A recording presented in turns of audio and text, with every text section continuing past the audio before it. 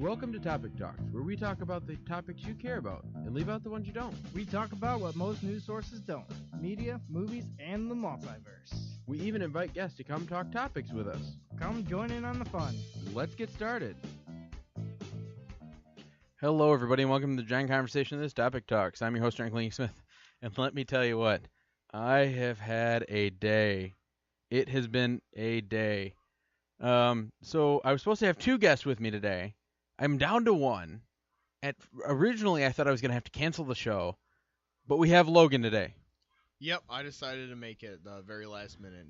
Glad I could. So trust me, I'm glad you could. So I have had. Here's what happened today. So I had to work. Usually on Mondays I work in the morning, and I was kind of running late. Not too bad. I was actually on time because I've been super late recently. Yeah. And so I was somewhat on time, and all the way to work, there were, cops. I saw two cops, okay? The first one, I passed him. I thought I was good. I was going about 80, and I'm like, oh, crap, I forgot to slow down. So I flew past him, and I looked and looked and looked. It didn't look like he was pulling out. And then I saw the cop car, zipping between cars. And I'm like, oh, man, he's out to get me. That ominous And feeling. he pulls right up behind me on my butt. I said, that's it, I'm done. And he flashes his lights, not his top lights, his headlights. He flashes his headlights at me. And I'm like, what? And I look at his hand, and he's, gesturing for me to get over. So I got over, hoping he didn't realize that my taillights weren't working.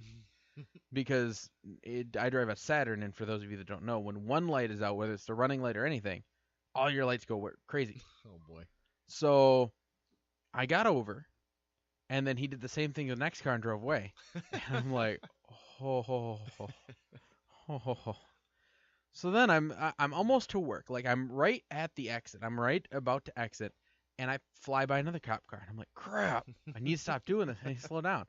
And I was only going 80. And let's face it, almost everybody goes 80 on the expressway. Oh, but yeah. I'm super self-conscious about it. And then this car pulls out, and I'm like, dude, he's got me. I'm done. I'm going to be late for work. No, pulls the car behind me over. I'm like, you've got to be kidding me. And so that was a pretty decent day. And then I had a really slow day at work. It wasn't too bad.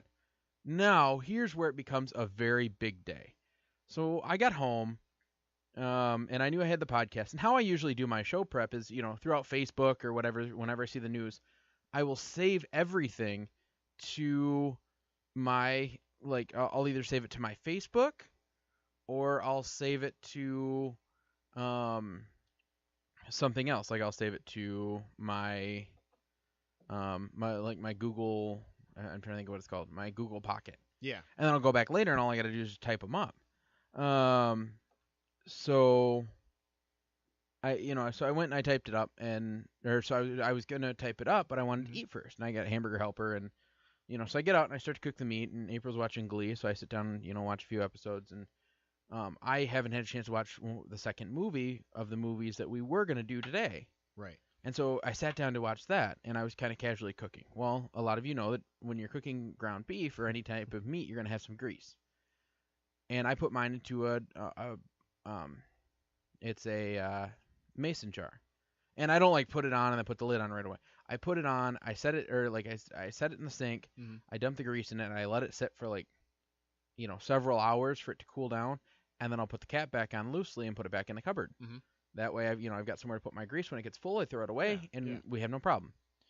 So, I sit down and we just start the movie. We're 5-10 minutes in the movie, and I get up because I noticed that, so I go to stir the ground beef, and I'm like, oh, that's almost done. So I go to grab my container, and I go to turn the cap off, and it shatters in my hand.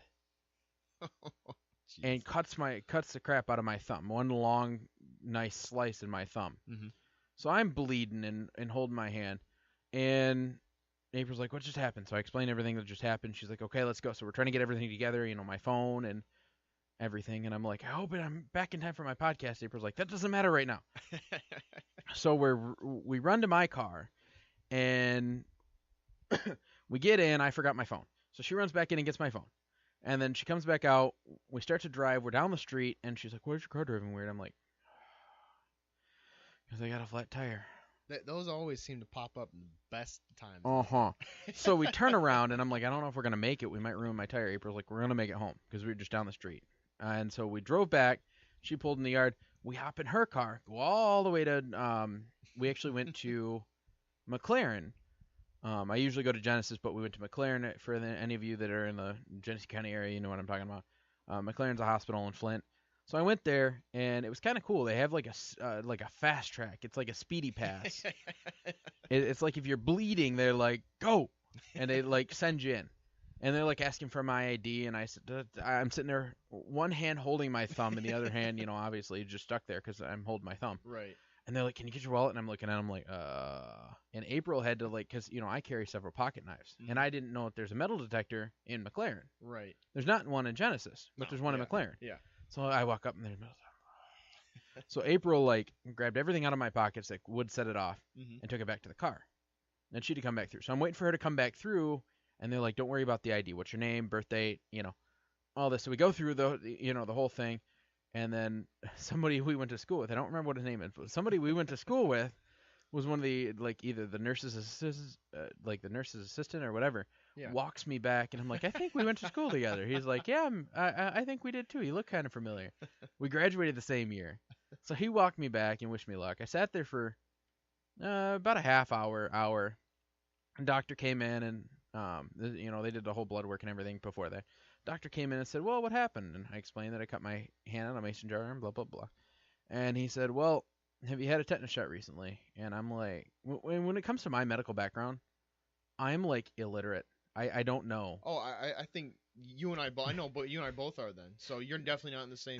We're in the same boat. I was gonna say because he's like, are you allergic to any medications? I'm like, yes, but I don't know what it is. So I texted my grandma, but he's like, when was the last time you had your tetanus shot? I'm like, well, I had a tetanus booster. And April and I had in talking because they, we had decided that I probably had it when I was like 13, like my first tetanus booster, and I hadn't had it since. So it had been way over the past. That I needed one, or in the window. So they came in with a tetanus shot and gave me that, and that was fine. I hurt a little bit after they gave me the shot. The needle was fine. The nurse was really good at the needle and everything. But tetanus shots hurt. So it hurt for a second, and then we're like, okay, we're good. So the doctor comes in, I explain everything, and he's like, well, I want to x-ray your hand to make sure there's no glass in the cut. I said, okay, valid point. Yeah. He said, do you think there is any? And I said, no, I don't think there is. Because of how it broke, the piece where my thumb was at was what was left of the mason jar. Everything else fell off. Yeah. And April's like, well, there was some smaller pieces, and that was from when it hit the ground and it shattered. But he's like, I still want to check. Okay, cool. So I sat there and I wait for about another it was like 10 minutes, 5-10 minutes. They sent me and take an X-ray. And I've been holding the same piece of paper towel on my thumb this entire time. So the bleeding has pretty much stopped. I mean, when you start to wiggle it would start to bleed, but not too much. So then we went into the X-ray room and we took X-rays of it. And then we sat there for like another half hour after he took me back. And then the doctor came in and he goes, well, I didn't see any, no, he didn't even come back in and talk to me. He just he grabbed his cart with all of his stuff on it. And he went to one lady and did one thing. And came right over to me. He said, I didn't see anything on the X-ray. We're just going to get this done. Now, the last time I had stitches was 8 stitches in the my ring finger of the same hand. This is my left hand. And so I've had stitches before, but it was a while. And so I was, my nerves were kind of up in the air. And he's like, well, the worst part is going to be when we numb it, And it was. It hurt really bad. April's like, don't break my hand. I said, ugh. But then after that, it was weird because when he was stitching it up, it felt like tugging on like a coat. You know when you tug on a coat or something? Yep. And you can't feel the person touching it or anything touching it, but you can just feel the tugging. You know that something's going on over there. But that's what it felt like. And so I'm sitting there and I felt it and I'm like, okay, he's got to be on about stitch 2. And that's when I asked, how many stitches do you think we're going to need? He's like, oh, well, what about 3? Okay, what are you on? He's like, 2. I said, okay, that's what I thought. And then the third one hurt really bad. I don't think he numbed over far enough, which is fine. It didn't hurt super, super bad, but I could feel it. He's like, could you feel that? And I said, yeah, that's why I said, ow. Anyway, so we got it stitched up, got in and out, got back here. Now, there's a part that I forgot to tell you. April and my friend Brandon both knew that there was a crack in my mason jar and neglected to tell me. Set you up for failure. Well, they were like, oh, I think he knows. I'm like, that is a situation when you either A, throw it away and then tell me why you threw it away later, or B, say, hey, by the way, like the day you discover it, say, hey, by the way, there's a crack in your mason jar. I think you should throw it away. Mm-hmm. Okay, cool. I would have done that. We would have saved a whole bunch of time. Anyway, so then I had my friend Gordon all set, and obviously you to come on my show. Mm-hmm.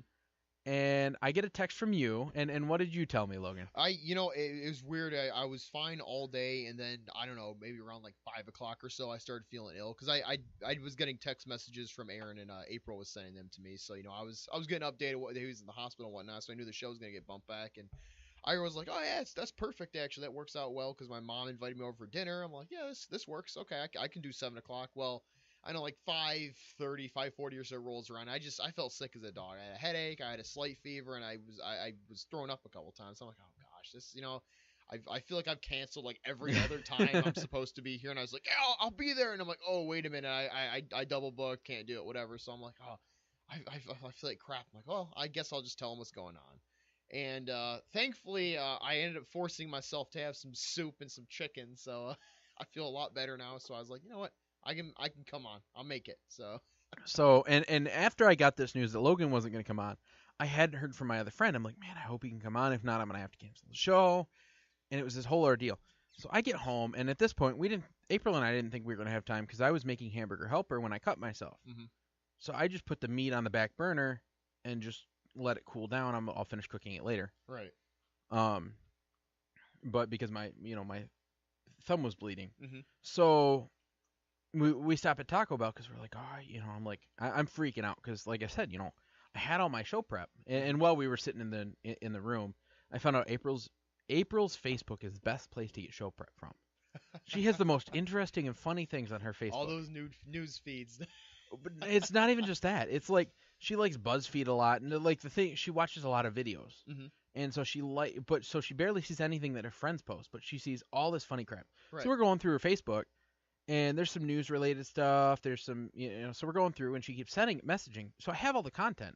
I just don't have it written down into our nice little document that I usually do, because usually I'll write it in a document. Right. I'll share it with everyone. That way everybody kind of knows what we're talking about, and we'll let the conversation go from there. Mm-hmm. So we're completely winging it tonight. There's no, I've got some links for some stuff, but it's not pre-written out or anything. So anyway. So I get the message that Logan can't make it. I'm like, oh, man, I hope Gordon can make it. And then this is about like 7:20. I'm about to go down and call off the show. Or I was thinking about it. I'm like, if I don't hear from anybody at 7:30, I'll just go down. I was going to do a nice voice message, say, hey, and explain the whole thing. So I get a text from Gordon. He's like, dude, you'll never guess. He's like, I don't know why, but I feel sick. He's like, I've been throwing up. I'm like, you've got to be kidding me. I said, what is going on? This has to, I am not meant to do a show today, apparently. So then right as I'm about, so I wait a few minutes, and right as I'm about to go downstairs, I'm literally walking down the stairs to gear up to do this message, and I get a call from Logan. He's like, hey, man, what's up? He's like, am I too late for the show? I said, absolutely not. You are just on time. And he goes, Logan's like, well, good. He's like, yeah, I wasn't feeling too good, but I forced myself to eat something, and I feel great. He said, it was the weirdest thing. So he's here. We got all the links together, but that is what my day has consisted of. So my first challenge to all of you is, if you have ever had a day like mine, please share it so I don't feel alone, because I feel like I have had the crappiest day. And then on top of that, my numbness started wearing off, so my thumb hurts, so I can't even grab anything. And I have to work tomorrow, checking in guns and writing stuff, and I use my left hand to write, and it's indisposed. So tomorrow will be interesting. But be like those old GI Joes with the I don't think they made them in our time. I know my dad was growing up. Are you talking about where they Kung Fu grip? With the you flick their hand, it was the elastic, so you can hold things. No, but I remember the ones where like only the fingers folded. Do you remember those? That might have been what. No, these ones were just like they almost like they had a pin, like the fingers themselves were their own part. Then they had like a pin in it, and you could fold them closed and you could open them. Yeah. And it was like, I think it was like the trigger finger would stay kind of open, mm-hmm. and